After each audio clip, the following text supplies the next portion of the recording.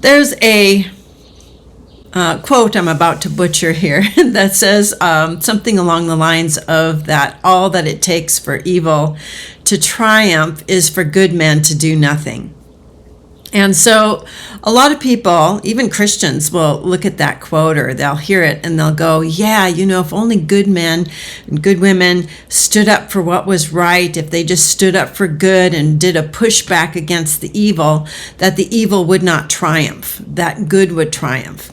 And of course, some of that thought can be carried into this current voting season where, if Christians will just stand up for what's good, if we'll stand up for good, that somehow or another we'll be able to push back the darkness so that evil will not triumph. So we're going to talk a little bit about that in this video, and we're going to talk about the battle plan for how Jesus intends to get control of the earth, away from Satan and away from the beast. So stick around.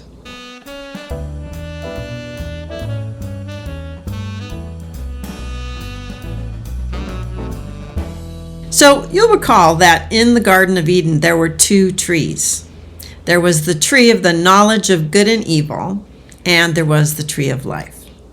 Now, there weren't two trees, one called the tree of evil and one called the tree of good, and that we're supposed to eat from the tree of good and avoid the tree of evil. Actually, good and evil are on the same tree, and the day that you eat from that tree, you will surely die. That's what God told Adam. That if you're operating under the principles of the knowledge of good and evil, trying to do good and not do evil, you will surely die. You'll surely die. That operating under that system of trying to do what's good and not do what's evil will only lead to death. And this is why the 10 Commandments are actually on the tree of the knowledge of good and evil. They are good, the commandments are good, but they only bring death. They're on the wrong tree. The tree of life is not the tree of good. The tree of life is the tree of true spiritual life, which of course produces the fruit of goodness. But life is different than goodness.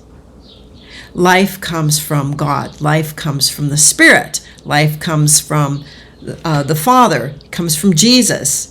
Life is a spiritual thing that bears fruit of goodness, love, joy, peace, patience, kindness, fruit of the Spirit, and so on.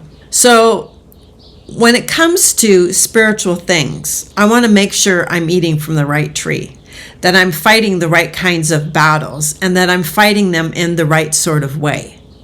And there is a spiritual battle raging all around us. Paul talks about that. We battle not against flesh and blood, but against powers, principalities, the spiritual hosts of wickedness in heavenly places.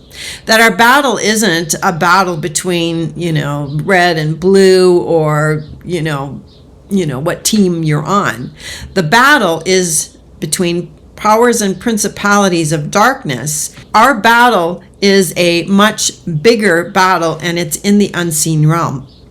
I've talked about that before. There's a portion of Christianity that believes that Christians are meant to usher in the kingdom, okay? That it's by our taking control of the main vectors of human society, that if we'll just somehow or another rise to the top, that we'll be able to bring goodness to the world, and that will usher in the kingdom of God, that Jesus will return at the end of that, and that's our responsibility is to make it happen, okay, by being good and by taking positions of power and authority in the world. That is not how things are done in the spiritual realm, and it's not how battles are fought and won or lost. Okay.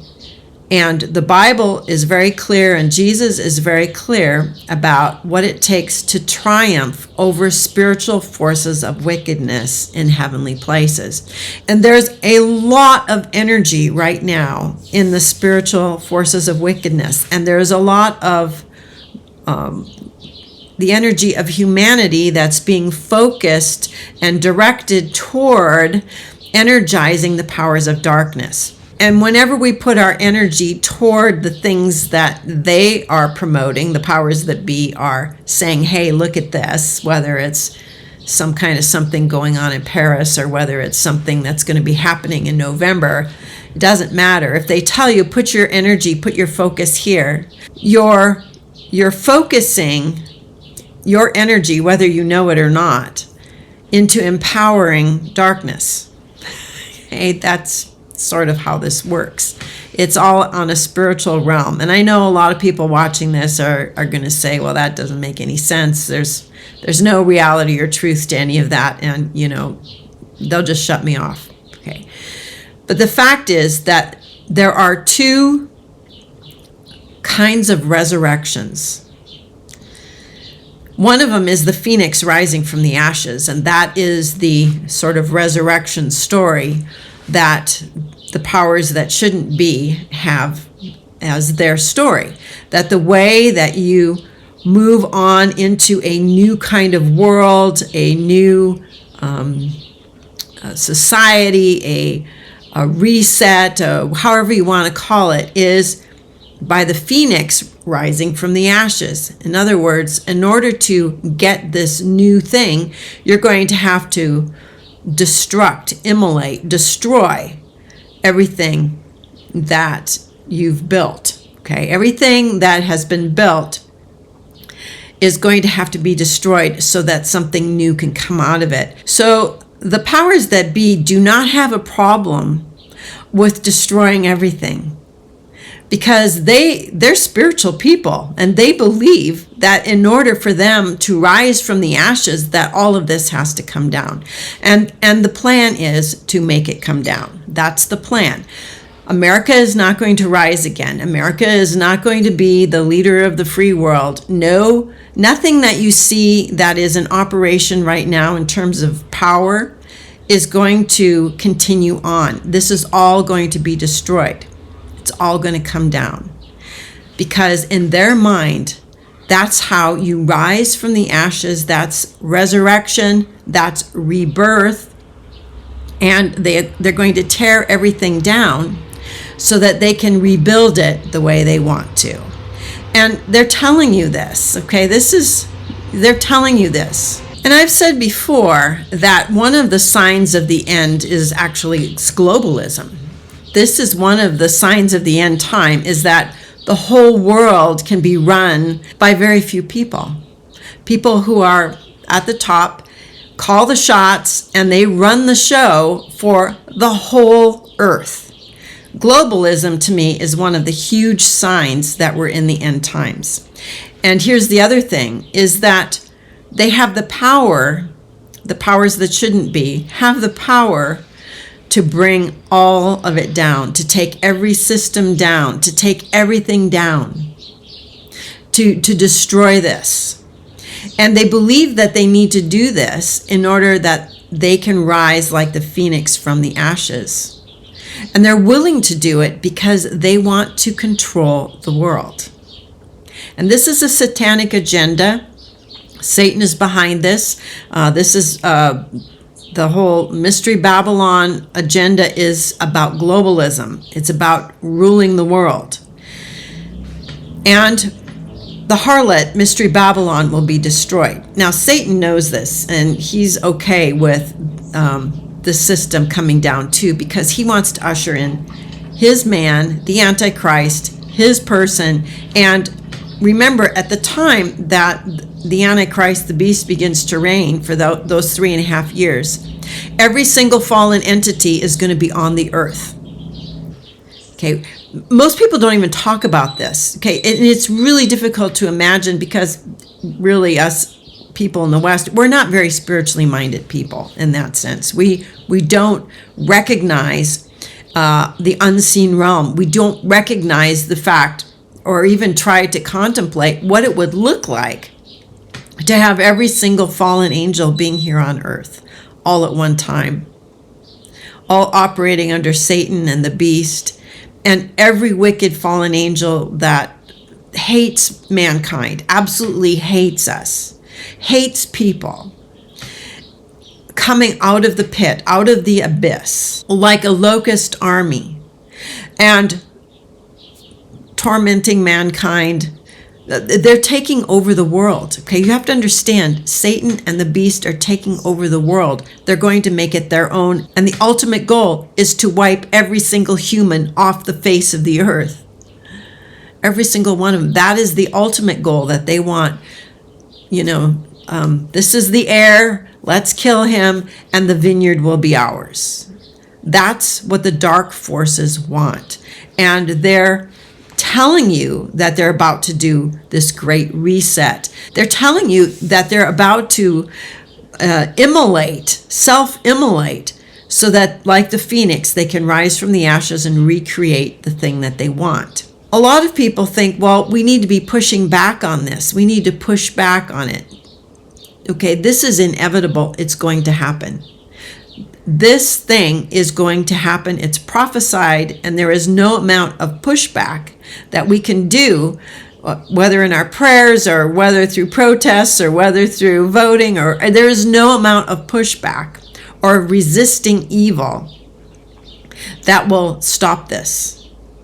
This is a train that's left the station, and it is going full bore in the direction that it's headed. So now I want to come to the message that I want to give you. And a lot of people aren't going to like this. You're not going to like this. Because remember in Revelation, John is told to eat the little scroll. The little scroll is going to be sweet in his mouth and bitter in his stomach. And basically what we have is a reenactment, a repeat or a cycling back of what happened in the first century when Jesus arrived. He's the king. He's healing people and raising the dead and so on. He's the king. He's going to usher in a kingdom. Everybody is super excited. Everybody's blessed. And then it ends with the death of the king.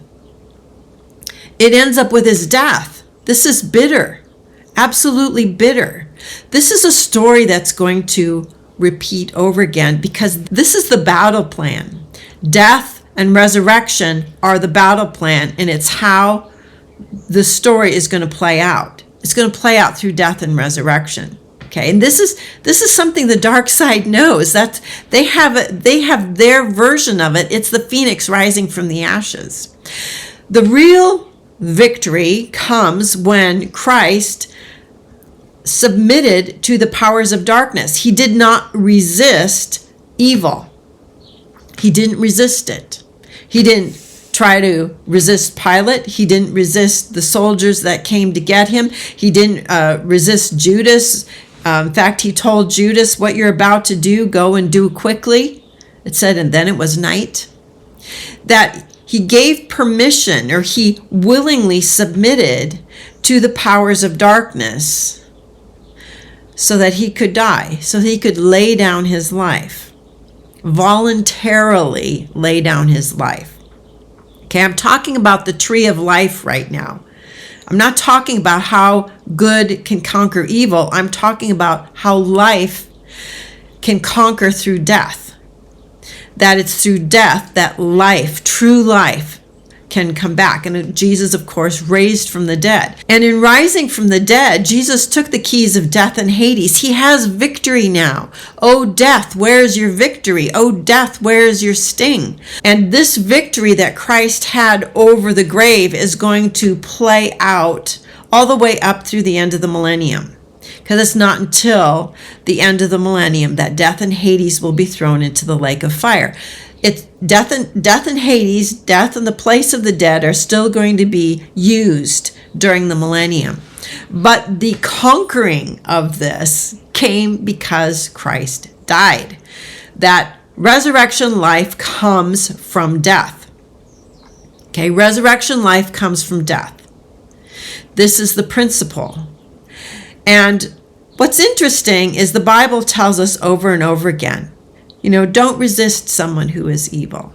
Our battle isn't against flesh and blood. People are not the enemy.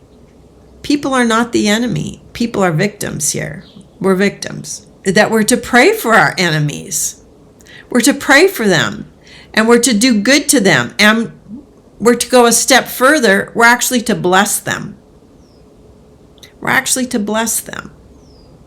Okay, I'm not talking about blessing earth dwellers or hybrids or Satan or fallen angels. I'm talking about other people. Because our battle isn't against other people. It's a spiritual battle. And Satan is using people like pawns. He uses people. And he gets people all worked up about things that do not matter. Our battle is fought on our knees. Our battle is fought through prayer. Our battle is actually fought through dying to self. Death to self. Death to our own agenda. Death to being right. Death to our preferences. All of these things are ways that resurrection life can be a part of our life now, and it's part of the big end time game plan. So I just want to read this passage from Revelation, and this is where the book of Revelation is alluding to the idea that Christ's seven-sealed scroll, his commission of how he's going to fight this battle during the end times, is actually going to be a repeat of how he won the battle at the cross. We'll start at Revelation 5, verse 5. Then one of the elders said to me, "Weep not. Lo, the Lion of the tribe of Judah, the Root of David, has conquered, so that he can open the scroll and its seven seals." Well, how did Jesus conquer? Let's keep reading. "And between the throne and the four living creatures and among the elders, I saw a lamb standing as though it had been slain, with 7 horns and 7 eyes, which are the 7 spirits of God sent out into all the earth. And he went and took the scroll from the right hand of him who was seated on the throne." How is the Lamb going to conquer? Who is worthy to conquer? Who is able to conquer? It's the Lamb. He is able to conquer. The Lion of the tribe of Judah can conquer. How does the Lamb conquer his enemies? He did it as a lamb that was slain. He did it through death. And this is the principle, the death principle, the resurrection from death principle, that is going to be the way that Jesus conquers Satan, the beast, all of his enemies. It's going to be through death. And it's this time around, though, it's not through his death. This time around, it's going to be through martyrdom. Millions and millions and millions and millions of people are going to come to Christ. This is the big revival. Okay, it's after our rapture. It's after we're in heaven. It's after the Lamb takes the scroll. The plan is that millions and millions of people will die. They'll be martyred, and they'll become part of that great throng that's standing before the throne of God in heaven in Revelation 7. They're the 5th seal martyrs. These are people who are going to be killed by the present powers that be. Now, how does this happen?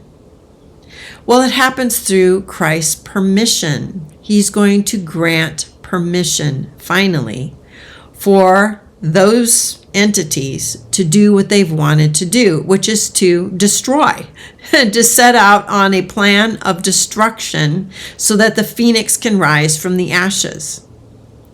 Now, I know most people teach that when Christ opens those seals on the scroll, that these are judgments that are being meted out. They're not judgments. This is permission granted for the powers that be to do what they want to do. And that's the language that's written here. And I'm going to skip over the white horse rider because that is its own little story. Let's take a look at the red horse rider. When he opened the second seal, I heard the second living creature say, "Come," and out came another horse, bright red. And its rider was given permitted to take peace from the earth. Okay, this is the beginning of the destruction, taking peace from the earth. We're not just talking about wars here. We're talking about all of the factions that have been set up to divide people, these divisions now, one side will be warring against the other and vice versa. Every single division will be warring. Peace will be taken from the earth. And it says he's given a great sword to do this. In verse 7, he opened the fourth seal, and the voice of the fourth living creature said, "Come." And I saw, and behold, a pale horse. His rider's name was Death, and Hades followed him. And they were permitted to have power over a fourth of the earth, to kill with sword and famine, with pestilence, by wild beasts of the earth. They're given permission, okay? This is permission granted to go ahead and destroy this, take it down. And permission is going to be granted them to do whatever they want to do, include martyr Christians, okay, which they're going to do during a 10-day period of persecution, 10 days of tribulation that's spoken of in the letter to the church of Smyrna, when many, many people are going to be martyred. And this is before the beast even begins to reign. Okay, he's on the scene. He's the rider on the white horse. But it's the harlot, this current world system, that is going to be taking it all down, destroying it, okay, just beginning the destruction. They're not ultimately the ones who will destroy the whole thing, but they're going to start the takedown in a very swift way. It's going to happen suddenly, quickly, and the whole thing is going to begin to come crashing down. And within a few short months, about 5 to 6 months, this whole thing is going to come down. And the Antichrist and the false prophet and all the fallen angels who will be present on earth when this phoenix begins to rise, okay, they will all be here, and that will happen. The destruction, the taking down of this present world system, and the ushering in a new system, well, it's a kingdom actually, the beast kingdom, under the rule of Satan, the dragon, in conjunction with the false prophet and with the beings who are going to be in the image of the beast, sort of the fake church, fake Christian, the counterpart, the dark counterpart of Christians who are in the image of Christ, mankind in the image of God. Okay, they're all going to be ruling. Okay, they're all going to be taking over this planet, this place that God made for mankind. The beast will be a man. Okay, he'll probably in the end up being the only man. That's their goal, is that there is only one man, and that's the Antichrist. How is it that victory will be obtained? It's like a lamb who was slain. It's by voluntarily dying, which is what the fifth seal martyrs will do. They will lay down their life for Christ. They will lay it down, just the way Christ laid down his life. It's voluntarily sacrificing their lives. Victory will be achieved through darkness, okay? Through darkness. Just like the powers of darkness, Satan, and the powers of, the government, Pilate and Herod and all of these people, the powers of religion, the Pharisees and the Sadducees, who all came together, all of these powers of darkness came together to crucify Christ. The powers of darkness are going to come together again and focus on Christians who are going to voluntarily lay down their lives for the Lord, for him. So how did Jesus triumph? How did he triumph? He triumphed through the cross. He triumphed through death. He did not push back against evil the way the way people in his day thought he should, by gathering together an army and resisting Rome. He didn't do it that way. He did it another way, and it's so counterintuitive. It so goes against the grain of who we are as people. We're always wanting to survive. Okay, we're always wanting to live and have things be right. And even in our own personal lives, the way to resurrection life in our own life is, again, it's through the cross. It's dying to the self-life. It's being raised in resurrection power, which is the life of Christ in us. Christ manifesting himself through us. And this is why it's not about being good. Okay? It's not about trying to be good. What Christ wants from us is actually to die. Okay? To die, to plant ourselves at the bottom of the tree of life and just die. I'm not talking about suicide or anything like that, but I'm talking about death to the self-life. Death to, to having to be right. Okay, we got Brooke over here. When she hears me talk, she wants to make sure I'm okay. Bless her little heart. So how do we live in resurrection power right now? How do we obtain the resurrection life of Christ? It's by dying to the self-life. Death is at work. Death has a place. It's only a short place, but death has a place in every Christian's life. In our self-life, we die to ourself. Okay, and there's coming a time when people are going to have to actually lay down their physical lives as well.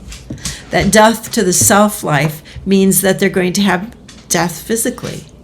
And people have been doing this since the first century. So when Christ opens the seals, this is when the powers that shouldn't be but are, spiritual hosts of wickedness who have had a restraint on them. Okay. Yes, I know, puppy. Yes, I know. It's a hard story, huh? It's a hard story to talk about. And one of the hardest things to do is to die to one's self-life. It's one of the hardest things that we could possibly do. And we resist it. We continually resist it. Because we don't want to die. Our self-life wants to survive. It wants to live. But in order for resurrection life and true resurrection power to be manifested in our life, it requires death to the self-life. You have to die to your pride, to your ego, to the things you think, to your rightness, to your agendas, to the things you feel you deserve and that you should have, and to your you have to die to your envy of others and things they have, and you have to die to your hopes and dreams for the future. You have to die to wanting to have everything be the way you think it should be in your mind. Okay, you have to die to those things. And here's what Paul said in Romans chapter 12. This is a wonderful passage about how we are to interact with things that come against us as believers in the world. Things that we don't like, things that bother us, people who hate us or misunderstand us intentionally or speak bad about us. How are we supposed to deal with this? What is the Christian way of dealing with these kinds of problems? Romans 12, starting with verse 9. Let love be genuine. Hate what is evil. Hold fast to what is good.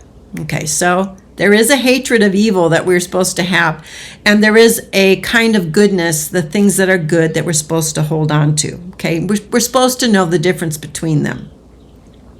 Love one another with brotherly affection. Outdo one another in showing honor. And this is in the assembly and among other Christians, that we're to outdo one another in showing honor. That is, we're to prefer the other. Okay? We're to lift them up, honor them, and prefer them. Never flag in zeal. That is, always be zealous for the Lord. Be aglow with the Spirit. Be on fire with the Holy Spirit. Be on fire with the Holy Spirit. Serve the Lord. Okay, and this is really important. We don't serve ourselves. We don't serve other people. Our goal is to serve the Lord. Okay, and in the process of serving the Lord, of course, we do serve one another. But our focus is on pleasing the Lord because He's our master. Rejoice in your hope. Okay, now hope is something that's in the future that we don't possess right now. We can rejoice in the hope of what's coming. Be patient in tribulation. Be patient in tribulation. In other words, we're all going to experience tribulation. In this world, you will have tribulation. It doesn't say be patient in the tribulation. There is no the tribulation. But be patient in tribulation. When you're under pressure, be patient. Just be patient. Be constant in prayer. Pray all the time. Be constant in prayer. Have a prayer life that's ongoing all the time, not just specific times. Of course, those are okay too, to have specific times where you're actually focusing on the Lord. But there should be always this constant communication where your heart is connecting, your spirit is connecting with that of the Lord. Contribute to the needs of the saints.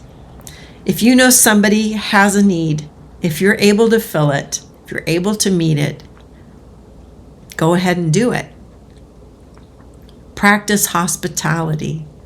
That is, have people over. Let your home be available for God's people. Let your RV be available for God's use. Okay? Let your tent, wherever you live, whatever your place that you call home, practice hospitality. Open your doors, open your heart, and let people come into your life. Bless those who persecute you. Bless those who persecute you. Bless and do not curse them. Rejoice with those who rejoice. Weep with those who weep. Be sympathetic with people. Sit down with people in their suffering and empathize with them. Rejoice with people who are having good times in their life. Don't be envious of them.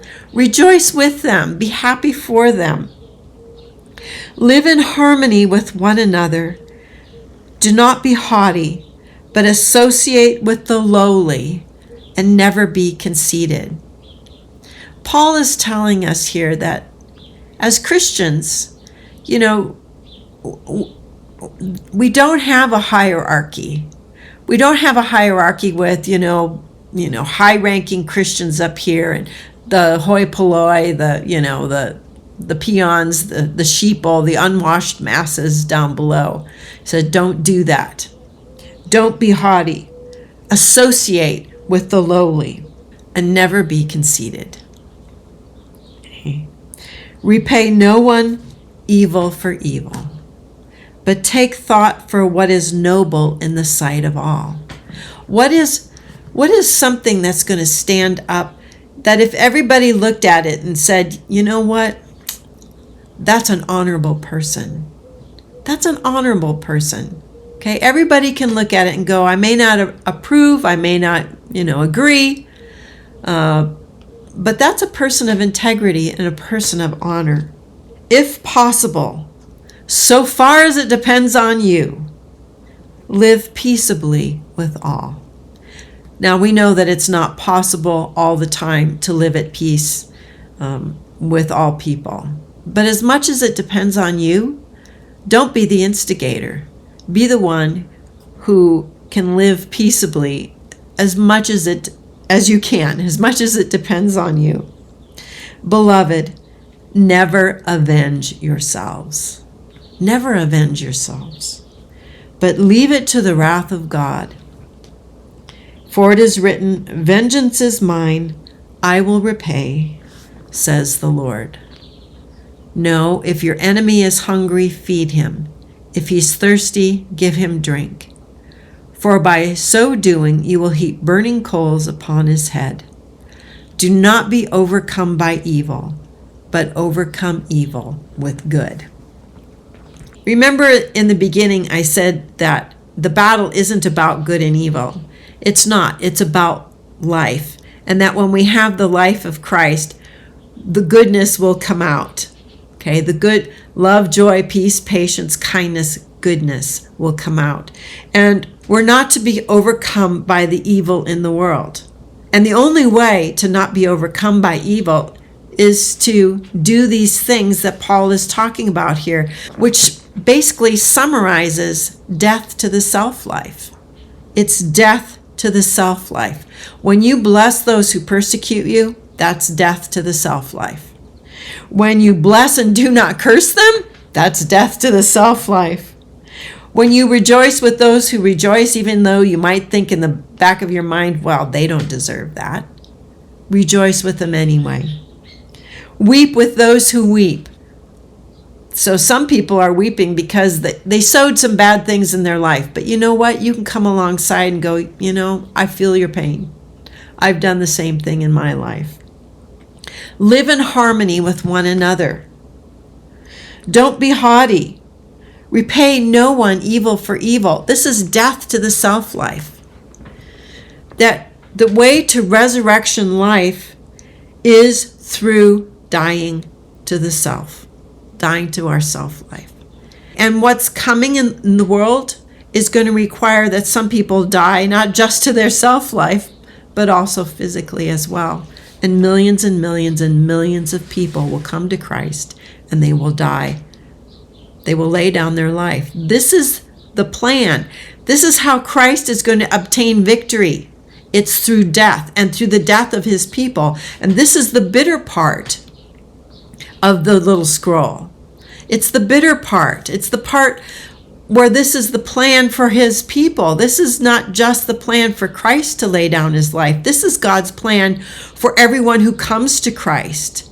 We all take up our cross and we follow him. This is the only way into resurrection power. Resurrection power, and we're talking about power here, it comes through death. This is the plan. And so Christ is going to he's going to permit the darkness to come into the world. He's going to permit the harlot to kill millions of Christians. He's going to give permission for all the forces of darkness to be on the earth. And when they're all here, when they've all taken over, when they feel like, this place is theirs, when they say peace and safety, then sudden destruction will come. Like labor pains upon a woman, and they will not escape. The they is the beast, the false prophet, all the fallen ones, and anybody who has sided with them. They will not escape. This is the plan. And it's going to require that people walk through the valley of the shadow of death. They may die, but it's just a shadow because Christ has obtained the victory. This is how this works. And there is not going to be America isn't coming back. America isn't going to be great again. This is all coming down. America is not going to be part of the millennial reign of Christ, and not in its present status anyway. And the principle of resurrection life coming through laying down one's life and not resisting, and resurrection power coming out of death is still in play. This is still how it's done. And of course, the enemy, like I said earlier, they have their version of it, which is the phoenix rising from the ashes. It's death through destruction, through self-immolation, basically through getting rid of all the things that you've made, all the systems and hierarchies and institutions that you've actually made. You're going to take them down so that you can come up with this new thing, this new creation. That's how they do it. That's how they think it's going to work. But there is no power in that, no real power. And the power of Christ is far greater than the powers of darkness. It's far greater. And they're not going to win. They're not going to win, although it's going to look like they're going to win. It's going to look like the powers of darkness have won. Just like in the first century, it looked like the powers of darkness had won. It looked like the enemy had won when Christ was hanging on the cross. But he didn't win. And this is the same thing playing out all over again. So John was told, take the scroll, eat it. It will be sweet in your mouth and bitter in your stomach. You must prophesy again. This is all going to happen all over again. What happened in the first century, which culminated in the death of Christ, is going to culminate in the death of millions and millions and millions of Christians. And darkness will be given permission to do what they want to do. This is kind of a off the top of my head video, but I just had a bunch of thoughts swirling around on the inside, and I thought, you know what? I think I'll just make a video while I'm talking. So leave a comment in the comment section, and we'll see you on another video. Till then, have a blessed day.